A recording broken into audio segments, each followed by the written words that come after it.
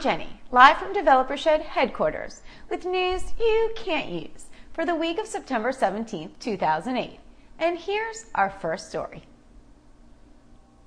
Nerdologists at the Nerd Institute of Nerder Learning have created a new type of polygraph test using the brain to detect if a person is lying or not. Dubbed brain fingerprinting, the technique may someday be used to detect if a person is a criminal, a terrorist, or just an overall a-hole.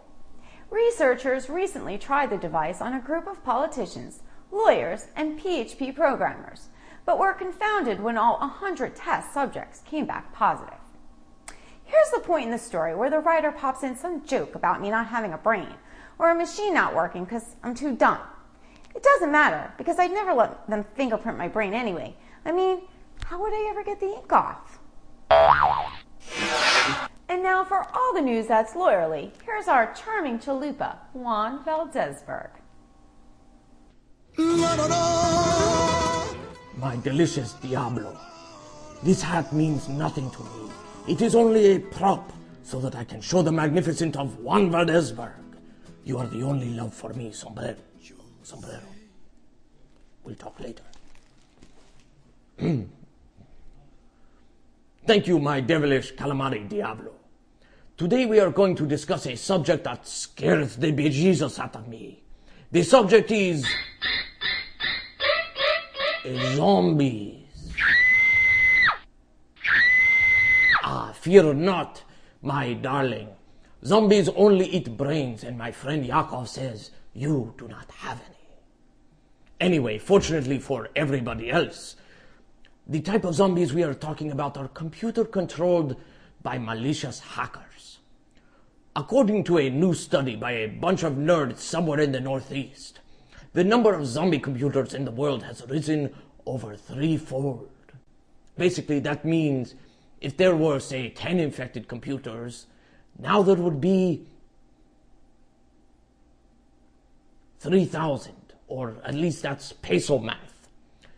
Once infected, hackers can use these computers to steal information, hack other computers, and order large quantities of Mountain Dew and Bars soda. You know, that reminds me, I need to go to the store. I need to get some bread. I want to make myself a fried bologna sandwich today. However, all I have left were the end pieces of the bread, and that is not good. Not good at all, my friends. Jennifer, would you like to take the ride with me? You can sit in the passenger seat of my beautiful Geo Metro chariot. Or, like, you could sit on my mustache. Right, Pepe?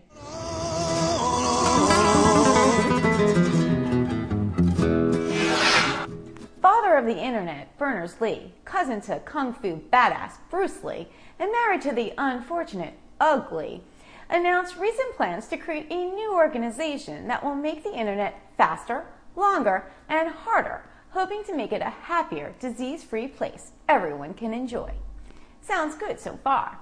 Berners-Lee says the internet needs to be longer and more girthy to satisfy the needs of all people all over the world.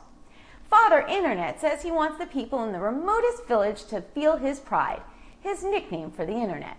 Villagers in Africa might not have food, houses, safety, or medicine, but at least they can have a computer with a wireless network and access to download porn like the rest of us. Woohoo! Representatives of the Omega tribe in Madagascar commented, "Ooga booga, Jenna, Jameson." Now, with all that Hindu that he do, here's our sponsor, Ramada Inn. Yeah, that's right. That's how you reboot the computer with the Windows. Okay, bitch. Later. What is up, players? You ever find yourself in need of good tech support? Tired of your standard polite tech support personnel?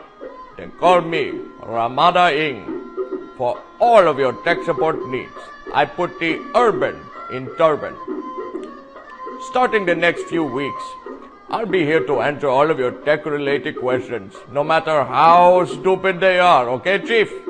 Today I just want to tell you a little about myself so we can get to know each other. I was raised in the tough streets of Calcutta, India. My parents wanted me to grow up to be a doctor or drive a cab, but instead I got mixed up with a group of bad peoples. Then one night we broke into this homie's house, and we were looking to trash the place. Just as I was about to write a word of profanity on the desk with a marker of magic, I saw a gateway computer. It looked like a holy cow. I figured this was a sign from one of my many gods, and I went into my new calling.